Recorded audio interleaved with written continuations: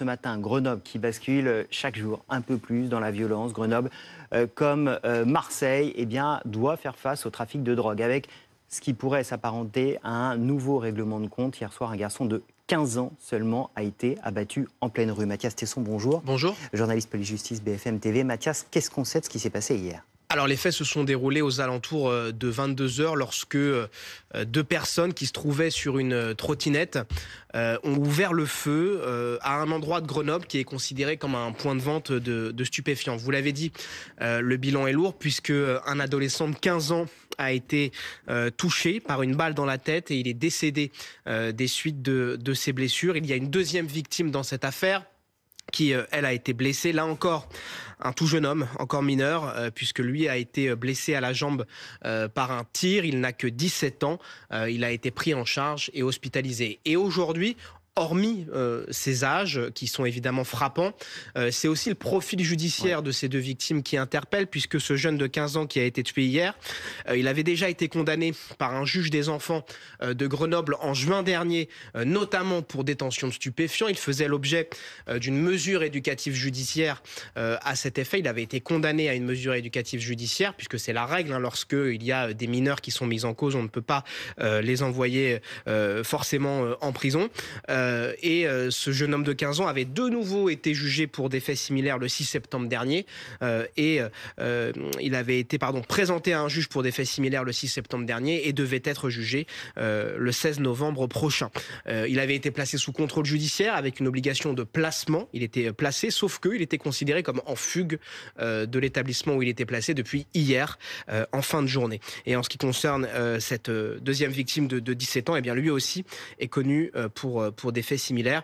C'est la DECOS, ex-police judiciaire, qui est saisie de l'enquête. Alors, on va continuer à débriefer tout ça. On a un témoignage ce matin, quelqu'un qui a assisté à ce qui s'est passé. Écoutez. Un mec, il est venu, il a battu le gamin direct, et puis c'est tout. Il est venu à pied par derrière, et puis il a mis direct de balle dans la tête. Le temps que j'ai pris un peu de temps parce que je parlais bien direct. Tant que j'arrive, je trouvais deux gamins par terre comme ça. Là, c'est une exécution. Là. Le mec, il est venu, il a mis deux balles dans la tête. Il lui a laissé aucune chance. Scène terrible. Stéphane Gianazello, bonjour, merci beaucoup d'être avec nous. Vous êtes secrétaire départemental adjoint Alliance Police Nationale de l'Isère. Est-ce que vous avez un peu plus d'informations déjà sur ce qui a pu se passer hier ? Oui, bonjour. Écoutez, je dirais presque du vécu, du réchauffé, permettez-moi l'expression, modus operandi identique, sur fond de narcotrafiquants, trafic de drogue, une arrivée d'individus en trottinette, et puis voilà, qui veut prendre le territoire et qui ouvre le feu. Donc sur ce coup-ci, effectivement, un jeune de 15 ans, ça fait jeune, trop jeune. Est-ce que selon vous, il y a tous les éléments d'un règlement de compte ? Alors, je ne sais pas si on peut appeler ça un règlement de compte, mais en tout cas, c'est sous l'égide de trafic de stupes. Donc, je pense plus à une guerre de territoire qu'un règlement de compte. Ça s'apparente plus sous ce cadre-là. Après, encore une fois, on en est... je les compte même plus. Au fait, on les compte même plus. J'ose même pas imaginer mes collègues de l'APJ, donc de la DECOS, au vu du nombre de dossiers criminels qu'ils doivent avoir sur le bureau, je ne sais même pas s'ils arrivent à dormir. Je ne sais même pas. Enfin bref, honnêtement, on commence à être dépité. Je pense qu'il va falloir trouver des solutions. C'est bien beau d'en parler. Je pense que nos politiques doivent agir, doivent faire quelque chose. Alors nous, on a de cesse de parler de renfort, parce que bon, dans une guerre de territoire, il y a le mot territoire. Donc territoire, pour le gagner la guerre, il faut l'occuper le territoire.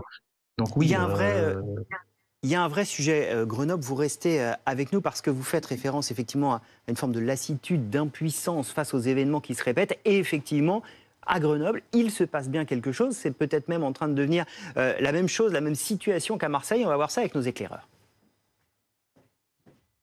Fanny Wegscheider qui nous rejoint.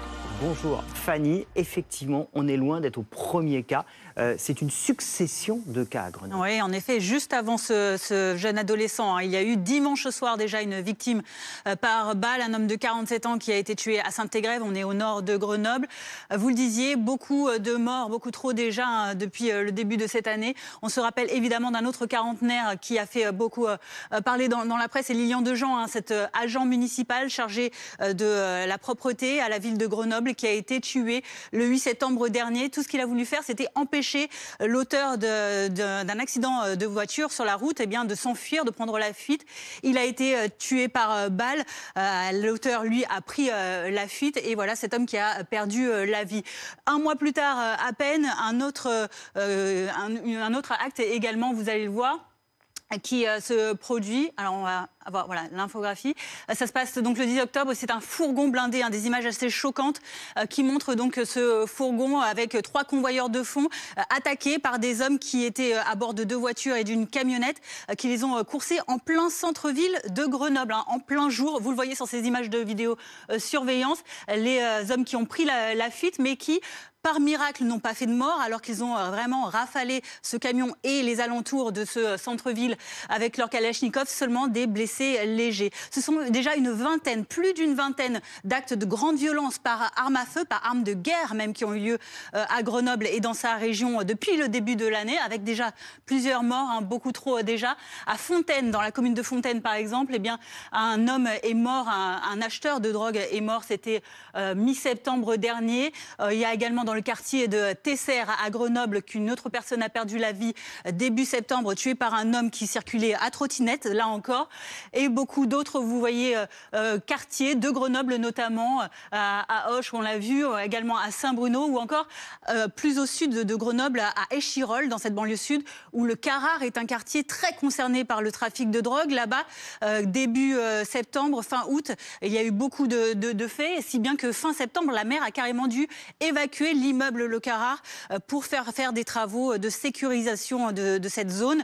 À ce sujet, le procureur de la République de Grenoble dit ceci, il en parlait déjà fin août dans les colonnes du Parisien. Ce qui se joue sur ce territoire, c'est une véritable guerre des gangs intense entre des dealers de différents territoires qui veulent, je cite toujours, reprendre la main sur plusieurs points de deal très rémunérateurs. Regardez en effet 35 000 € de gains quotidiens dans certains de ces lieux de vente. Merci beaucoup Fanny pour toutes ces explications. Stéphane Genazello, c'est ce que vous disiez, cette succession d'événements. On peut dire quoi? Qu'aujourd'hui, Grenoble, c'est devenu Marseille? Vous savez, si on se met à l'acabit de Marseille, au prorata du nombre d'habitants de Grenoble, je pense que on est peut-être un peu plus actif que Marseille.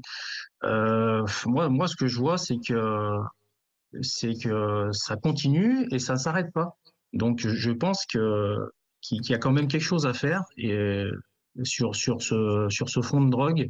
Le message envoyé actuel n'est pas bon du tout, dans le sens où il n'y a pas de c'est pas qu'il n'y a pas de réponse pénale, c'est pas le terme exact, mais il faut vraiment un réel choc d'autorité. C'est-à-dire que quand on en a chopé un, entre guillemets, passez-moi l'expression, mais il faut vraiment lui mettre le compte au niveau pénal, je m'entends. Et ça, faut que ça rentre dans les mœurs. Là, aujourd'hui, on voit qu'ils ne reculent plus, qu'ils ont peur de rien. C'est l'impunité totale, quoi. Je fais vraiment ce que je veux et quand je veux.